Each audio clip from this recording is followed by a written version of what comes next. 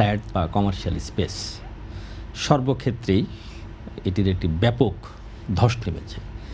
এই ধস নামার মূল কারণ যারা ক্রেতা, সম্মানিত ক্রেতা, তারা এখন আর্থিকভাবে কষ্টে রয়েছেন।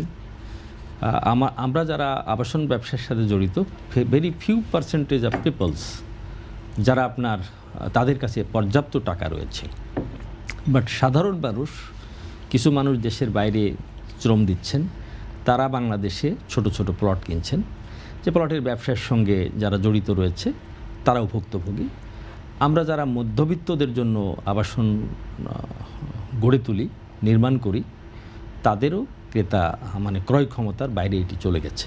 বসুন্ধরা টিস্যু, অশুদ্ধতার বিরুদ্ধে এক বিন্দুও ছাড় নয়।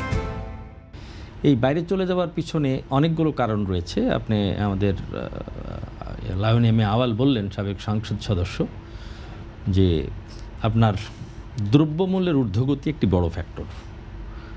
নির্মাণ সামগ্রীর প্রতিটি আইটেমের দাম বেড়ে গেছে, ডলারের মূল্য বৃদ্ধি পেয়েছে, শ্রমিকের মূল্য বৃদ্ধি পেয়েছে। সেইভাবে আবাসন শিল্পের সঙ্গে যারা জড়িত, বা প্লট বা কমার্শিয়াল স্পেস বা আবাসন ফ্ল্যাট, মূল্যটা বাড়ছে না।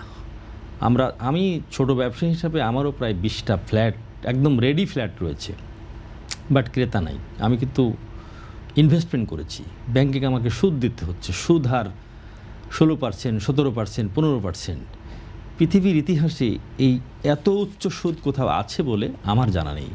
তো ডেফিনেটলি আমি আপনার মাধ্যমে দেশবাসীর, সাধারণ মানুষের স্বার্থে সরকারের দৃষ্টি আকর্ষণ করে বলতে চাই যে আমরা যারা ডেভেলপার, আমাদেরকেও যদি লোন না দেওয়া হয়, আপনারা অন্তত সিঙ্গেল ডিজিটে যে সমস্ত সম্মানিত সাধারণ ক্রেতা, তাদেরকে যেন লোন দেওয়া হয়। তাদেরকে যদি সিঙ্গেল ডিজিটে লোন দেওয়া হয়, তাহলে দেখা যাবে কি যে তারা হয়তো তাদের কাছে 50 লাখ 60 লাখ টাকা জমিয়েছে, তারা সেই টাকাটা আমাদেরকে দিলে বাকি 40 লাখ টাকা তারা যদি 9%, 10% সুদে পায়, তাহলে সেটা এরা ক্যারি করতে পারবে।